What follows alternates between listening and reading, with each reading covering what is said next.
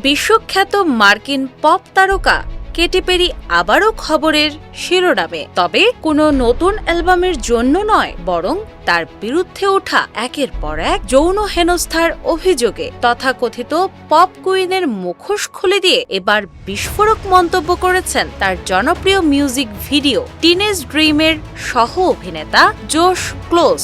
তার দাবি অনুযায়ী পর্দার রোমান্টিক রসায়ন বাস্তব জীবনে মোটেও সুখকর ছিল না, বরং তা ছিল চরম অপমানজনক। সম্প্রতি এক সাক্ষাৎকারে ৪৫ বছর বয়সী জোশ ক্লোজ অভিযোগ করেন ২০১২ সালে একটি বন্ধুর জন্মদিনের পার্টিতে সবার সামনে কোনো সতর্কতা ছাড়াই কেটি পেরি তার প্যান্ট টেনে নামিয়ে দেন। ক্লোজের ভাষায়, আমি হতভম্ব হয়ে গিয়েছিলাম, অথচ তিনি কেবল হাসছিলেন। একজন পুরুষ যখন হেনস্থার শিকার হন, সমাজ তখন তাকে কিভাবে উপহাস করে, ক্লোজ তারও এক জীবন্ত উদাহরণ। ২০১৯ সালে প্রথমবার বিষয়টি প্রকাশ করলে তাকে বলা হয়েছিল এমন ঘটনায় জড়িত থাকা নাকি তার জন্য ভাগ্যের ব্যাপার। একজন শিল্পীর এমন কুরুচিপূর্ণ আচরণকে লঘু করে দেখার এই সংস্কৃতি আজ তীব্র বিতর্কের জন্ম দিয়েছে।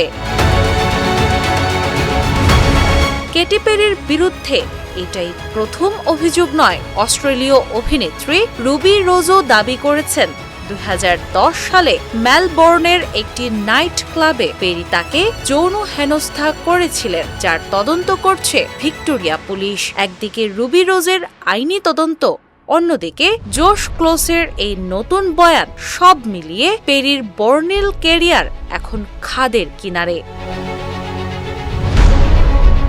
সমালোচকরা বলছেন, মি টু আন্দোলনের যুগেও কেটি পেরির মতো প্রভাবশালী তারকারা যদি এমন আচরণ করেও পার পেয়ে যান, তবে তা বিনোদন জগতের জন্য এক কলঙ্কজনক অধ্যায় হয়ে থাকবে। শিল্পের আড়ালে এমন বিকৃত লালসা আর কতদিন ঢাকা থাকবে, সেটি এখন বড় প্রশ্ন।